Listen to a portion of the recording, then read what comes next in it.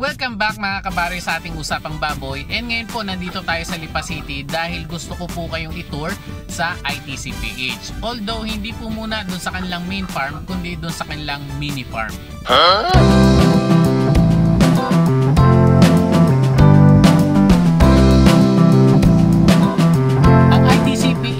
Or International Training Center on Pig Husbandry, ito po ay isang government training center na naglalayo na magturo ng iba't ibang kaalaman lalo na po sa pag-aalaga ng baboy. So ang address po nito ay Barangay Marawoy, Lipa City, Batangas, at ito po ay nasa likod lang ng SM City, Lipa.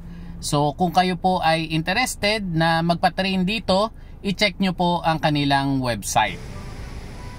Okay, so pagpasok nyo po ng ITCPH, ito ang makikita natin. So ito po siya, napaka-aliwalas dito. Ano po, hindi nyo mapagkakamalan na merong baboy dito sa ITCPH. Kasi ito pong ITCPH ay located sa mismong syudad ng Lipa. So kung mag-decide man po kayo mag-train dito, walking distance lang po ang SM City. So yung farm po nila nandun pa sa dulo.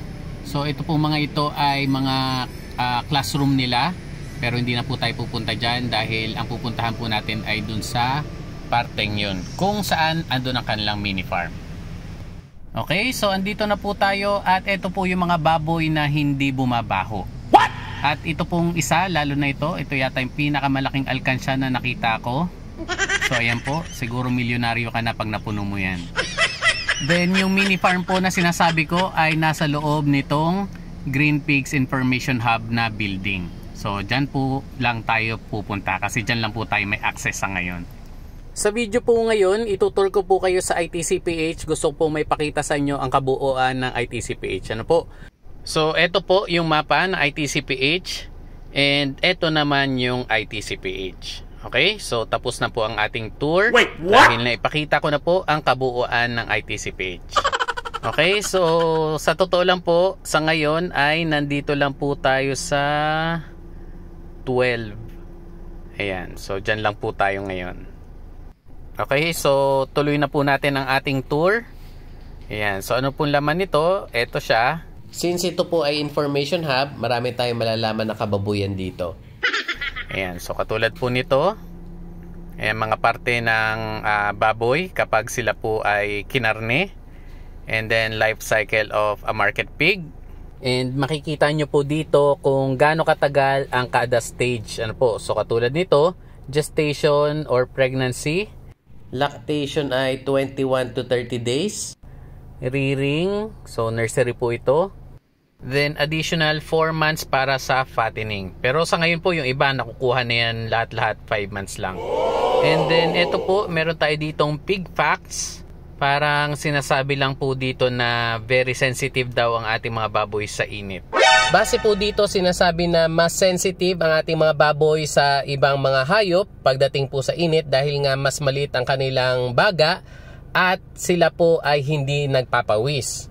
And makikita po nating heat stressed ang ating mga alagang baboy kung sila po ay hinihingal, laging nakadapa para po malamigan sila dun sa sahig. And syempre po kung sila po ay laging umiinom ng tubig. And kapag heat stress po ang ating mga alagang baboy, ito po ay makakaapekto sa kanilang performance. Pwedeng humina po ang kanilang pagkain na makakaapekto naman sa kanilang paglaki.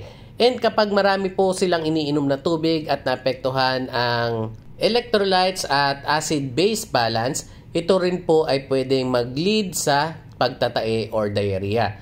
And ito rin po ay pwede makaapekto sa ating mga breeders dahil ito po ay posibleng makaapekto sa pinagbubuntis ng isang inahin. So maaaring mas mababa po ang dami ng kanilang ipapanganak, and pati po yung ating mga inahin na nagpapasuso, posible pong humina rin ang kanilang gatas. Kaya importante po talaga ang ventilation sa ating mga housing. And then dito naman po mga breeds ng baboy, ano po. So hanapin lang po natin dito yung mga naka-camouflage na breed. At mukhang nakita na po natin. So check po natin. Ayan, Mangalika. So kapag hindi nyo po napaliguan ng inyong mga baboy, sabihin nyo po Mangalika ang breed. Anyway, doon naman po tayo sa second floor. So 2 floors po itong building na ito. And dito naman po tayo sa taas. At dito nga po sa second floor, andito na po ang mini farm ng ITCPH. So kumpleto po tayo dito sa baboy na hindi dumudungis at hindi bumabaho.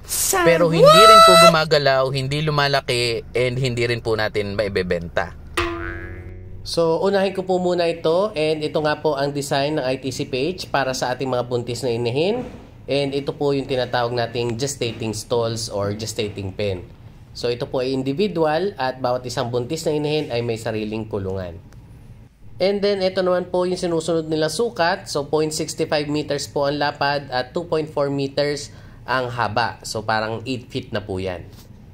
And then dito naman po tayo. So ito naman yung kanilang farrowing crate. And dito po nilalagay ang ating mga nanganak na inahin at ang kanyang mga biik. So ito po yung kanyang mga biik. Pasusuhin lang po natin itong isa at naninigas na sila sa gutom. Nope! Ito pa. Ayan. So, dede lang kayo dyan. So, medyo hindi lang po prolific itong ating inahin ito. Lilima lang ang kanyang biik. And pagdating po sa sukat, ang sukat po niya ay 1.8 meters ang lapad at 2.4 meters ang haba. Ayan. So, dito rin po yung mga materials na pwedeng gamitin para sa ating farrowing pen. And then para sa ating pong nursery, ito naman. So medyo maluwag po ito para sa isang biik. Ano po? Anyway, ito po ay elevated. And ayan po. So ito na rin, meron na rin design ng pakainan. Ayan. And then para sa sukat, ito po ay actually variable ito. So nakadepende po ang sukat ng ating mga nursery pens na gagawin sa dami ng biik na ilalagay natin. For example, ang gusto po natin ay maglagay ng 10 biik na galing sa isang inahin. So, winalay po natin sa isang inahin. So, ang isang biik po, magbibigay tayo ng 0.3 to 0.35 square meters per head. Kaya, mangangailangan po ang 10 pre-starter piglets ng nasa 3.5 square meters na floor area para sa kanyang kulungan. Ngayon, magdadagdag din po tayo ng space para sa kanilang pakainan or yung feeder space. So, pwede po natin gawin na 2 by 2 meters ang isang nursery pen na para sa 10 biik na bagong walay. So, meron ka po dyang 4 square meters. And ang ating po mga pre-starter piglets ay magstay dito ng 1 hanggang 1.5 buwan bago natin ibaba sa finisher pens. Okay. And yung kanyang partition po, fiber reinforced plastic. So solid po yung ginamit dito na partition para po maiwasan din ang paglipat ng mga infection. Lalo na kapag nagtatay ang ating mga biik, so napakabilis po niyang mailipat sa kabilang kulungan. Akala ko po salamin. Anyway, lipat na po tayo dito. So ito naman po ang ating finisher pen. And unlike po sa ating nursery pens, ang partition po natin dito ay hindi solid. Kasi ang ating po mga finisher ay mas gusto ang mas malamig na paligid kumpara po sa ating mga pre-starter piglets. And ang sukat po, again, ito po ay variable. Kasi nakadepende rin po sa balak nyong dami ng baboy na ilalagay sa kulungan ang size ng ating finisher pens. So, ang floor space requirement naman po ng ating mga fatteners ay 0.8 to 1 square meter. And base po sa nakalagay dito na 3 by 3 meters, pwede tayo maglagay dito ng 10 kung ang allocation po natin ay 0.9 square meters per head. Pero since medyo mainit po sa atin, mas nire-recommenda po natin na mas malaki na space ang ibigay natin or i-provide natin sa ating mga fatteners. Kaya po yung 1 square meter ang karaniwang sinusunod po natin sa pagde-design po natin ng kulungan. And ang atin pong karaniwang nire-recommenda na sukat ng ating finisher pen ay 3 by 4 meters. And kasama na po dito yung feeding or feeder space. Okay. Pagdating po sa flooring, iba-iba rin, concrete, elevated, or slatted. So meron po tayo sa ating mga videos na naipakita ng iba't ibang flooring para sa ating mga finishing pens. And then ito na po yata ang last na kulungan at ito po ay para sa ating mga barako.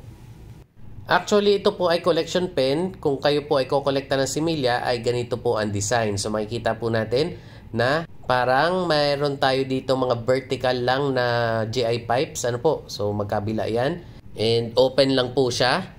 So, ito po sa tingin ko ay para mas mabilis makalabas or makatakas ang kolektor ng similya kung ang ating pong mga barako ay nabitin. Ano po? Baka mamaya gusto niya pang umisa. at least mabilis makakalayo ang ating kolektor. So, biro lang po. Para po ito siguro sa mga naging aggressive na barako, so mabilis makakatakas ang ating kolektor. And then, para sa sukat naman po, 3x3 meters, so flooring, concrete. Mas maganda po dyan ay hindi madulas para hindi nadudulas ang barako. And partition nga po yung GI pipes. So, eto po, marami pa kayong makikita dito at pwede po kayong bumisita sa ITCPH para mabisita nyo rin itong building na ito.